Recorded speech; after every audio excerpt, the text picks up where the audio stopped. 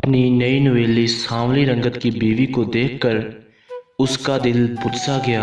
वो दिल को मोह लेने वाली बीवी चाहता था, मगर उसकी दुल्हन में तो कोई कशिश ही नहीं थी। उसके अंदर सर्द जंग का सिलसिला जारी था। दिमाग जैसे मौफ हो रहा था।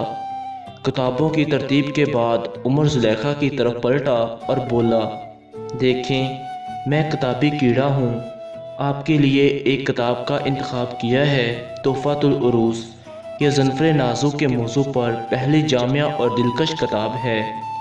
उम्मीद है आप इससे भरपूर फ़ायदा उठाएंगी इंशाअल्लाह। जुलेखा झुके और धीमे लहजे में सिर्फ जी बोल पाई। जुलेखा जवान जज्बात के एहसासात रखने वाली लड़की थी।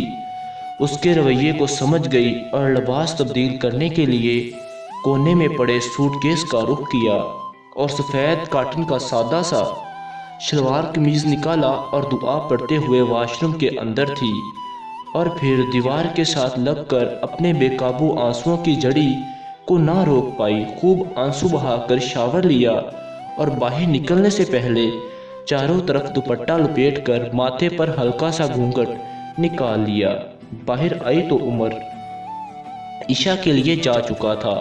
उसने भी आफियत नमाज में ही जानी और पूरी खुशू के साथ नमाज शुरू कर ली और अपनी नमाज तसल्ली से मुकम्मल की और अपने मरमरी हाथों को अपने रब के सामने आजिज़ी और इनकसारी से फैला दिया। ऐ मेरे रब, मेरे शौहर के दिल में मेरे लिए मोहब्बत और उल्फत पैदा कर। मुझे उनकी नज़रों में पुरकशिश बना दे, आमीन। आंसू तमाम बंद तोड़कर लगातार उसके सूती दुपट्टे को गीले किया जा रहा थे। एकदम आहट सुनकर उसने अपने चेहरे को रगड़ा और लपक कर बिस्तर पर पड़ी तोहफ़ातुल उरूस के अवराक उल्टना पलटना शुरू कर दिए। दोबारा मर्दाना सलाम ने उसके दिल पर दस्तक दी। फिर वही धीमा अंदाज, झुकी गर्दन से जवाब आया, सुने। उमर ने कहा, आपने खाना खाना है?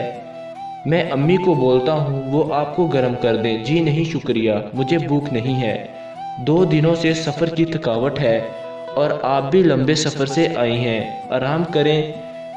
जुलेखा किसी रोबोट की तरह उठी और बिस्तर के एक कोने में लेटकर खुद को अपने दुपट्टे में लपेटकर अज़कारे मसनूना में मशगूल हो गई। इधर दूसरी तरफ भी यही सिलसिला जारी था। नींद के आसार दोनों तरफ दूर दूर तक दिखाई नहीं दे रहे थे, लेकिन राह फरार का एक ही जरिया था। जुलेखा बार बार इस बात को सोचे जा रही थी कि क्या मेरी नादरा वाली तस्वीर उमर को नहीं दिखाई गई, जबकि इनकी अम्मी जान ने ख़ास दरख्वास्त करके उमर को दिखाने के लिए ममानी जान से ली थी। फिर आखिर क्या हुआ जो उनकी आंखें मेरे लिए कोई जज्बात नहीं रखती? मुझे तो उन लोगों ने तस्वीर पर दिखा दी थी, अपने बेटों को क्यों नहीं दिखाई? मैं तो रिश्तों से तरसी हुई हूँ। बचपन में वालिदैन का इंतकाल, ना कोई बहन ना कोई भाई, और अब शौहर है, इतना करीब होकर भी कोसों दूर है। दिल में ठेस उठी, आंखों ने खुलकर बरसना शुरू कर दिया। दिल शिद्दते गम से निढाल था। अगर वो इस रिश्ते से खुश नहीं है तो मैं उनको मजबूर नहीं करूँगी। हाँ, अपने हकूक़ ज़रूर पूरे करूँगी जो कि मेरी तरबियत का हिस्सा हैं। रात के 2 बज रहे थे। जुलेखा चुपके से धीमी चाल से कमरे से निकलकर वॉशरूम गई, अच्छी तरह से वज़ू किया, चेहरे पर ठंडे पानी के छींटे मारे और वापस खामोशी से कोने पड़े जानमाज पर खड़ी हो गई। नवाफल में तवील क़याम के बाद अपने मरमरी हाथ अपने रब के सामने फैला दिए। फिर वही बरसात का सिलसिला और सीने में तड़प कंट्रोल की कोशिश की, लेकिन बेसूद। अपनी पेशानी को दोबारा सजदा रेज़ कर दिया और खूब गड़गड़ाई, मेरे मालिक, मेरी इस आजमाइश को आसान कर दे। बेशक तू ही मुश्किल कशा है। इतने में फजर की अजान सुनाई दी। उमर तो न जाने रात के किस पहर नींद की गहरी वादी उतर चुका था। अब जुलेखा इस शश व पंज में थी कि उमर को उठाऊं या ना उठाऊं। सोच विचार के बाद जुलेखा ने उमर के पांव को हल्का सा झंझोड़ा, लेकिन वो घोड़े बेचकर सो रहा था। आखिर तीसरी कोशिश पर हड़बड़ा गया। आंखें मली, देखा तो जुलेखा बोली, आपकी फजर की नमाज निकल जाएगी। उमर दिल ही दिल में खुश हुआ। चलो मोहतरमा नमाज की तो पाबंद है।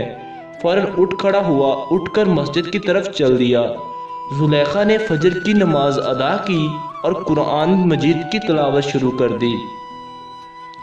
जुलेखा की आवाज़ ने उमर को दरवाजे से बाहर खड़े होकर सुनने पर मजबूर कर दिया। इतनी खूबसूरत आवाज़, शेरी लहजा उसने आज तक नहीं सुना था। वो दिल ही दिल में दाद दे गया। उमर कमरे में दाखिल हुआ। बाबा ने आवाज़ लगाई, जी बाबा जान फरमाइए।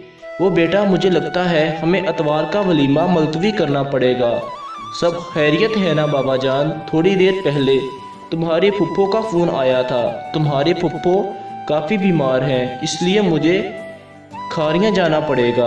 बाबा जैसे आप बेहतर समझते हैं। अम्मी की आवाज़ आई, बाजी नुसरत के साथ मेरा बहुत अच्छा वक्त गुजरा है। ज़िंदगी मौत का कोई भरोसा नहीं, इसलिए मेरा जाना बनता है। ये उमर की माँ यहाँ नई नवेली दुल्हन अकेली है, इसको घर की किसी चीज़ का पता नहीं। बाबा बोले, उमर की माँ फिर से सोच लो। अरे आप घबराते क्यों हैं? मेरा उमर है ना जुलेखा का ख्याल रखने के लिए। ये सुनकर एकदम से जुलेखा के दिल में एक ठेस उठी और चंद सेकंड्स में अम्मी और जुलेखा किचन में जा चुके थे। बाबा बोले, हमारी गैर मौजूदगी में तुमने बहू का खास ख्याल रखना है। इस बच्ची ने यतीमी की ज़िंदगी गुजारी है। बाबा आप घबराएं नहीं, मैं आपको शिकायत का मौका नहीं दूंगा। थोड़ी देर बाहर जाना, एक चक्कर मरी का लगा लेना, सोचो मैं हूँ। उमर फौरन जी ही बोल पाया, अच्छा बेटा हम अभी नाश्ते के बाद निकलेंगे। उमर दोबारा सो लेने के लिए पर तोल गया और सो गया। जब उसकी आंख खुली तो जुलेखा मौजूद नहीं थी, तो उसने सहन में देखा। वो सहन में उमर के कपड़े खुश्क करने के लिए लटका रही थी। उमर ने कहा, छोड़ो आप ये सब काम, मैं खाना लेकर आता हूँ, फिर खाना खाते हैं। जुलेखा ने कहा, मैंने खाना बना लिया है। उमर ने दिल में सोचा, क्या हुआ अगर रंग सांवला है तो? इतनी अच्छी लड़की मिल गई है। तो दोस्तों, किसी की पहचान रंग से ना करें, क्योंकि किसी भी रंग के अंदर छुपा कोई भी शख्स हो सकता है। जैसे कि किसी अच्छे कलर में कोई बहुत ही फजूल शख्स भी हो सकता है, और कभी कभार ऐसे सांवले रंग में बहुत ही अच्छा इंसान भी हो सकता है। Thanks for watch. अल्लाह हाफिज़।